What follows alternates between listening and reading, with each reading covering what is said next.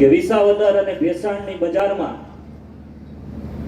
આમ આદમી પાર્ટીના 400 કરોડ રૂપિયાના શીશ મહેલમાં રહેનાર મુખ્યમંત્રી એ શોભે કે 400 દીકરીનો કન્યાદાન કરનાર જયેશ રાદડિયા શોભે?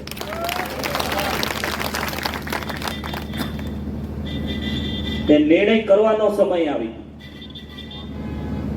હમણાં એક ભાઈએ ઉત્સાહમાં કીધું કે મિનિસ્ટર, અરે મારે તો 800 દિવસનો ધારાસભ્ય બનવું છે અને આ જીત થકી મારે મારા ભાઈને મંત્રી બનવા જોવા છે.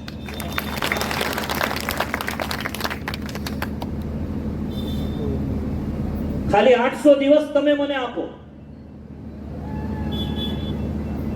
800 દિવસની અંદર તમને એમ ન થાય કે પેરિસની બજાર જેવા જો રસ્તા ન બનાવી દઉં, ધારાસભ્ય તરીકે લેવાને હું લાયક નથી.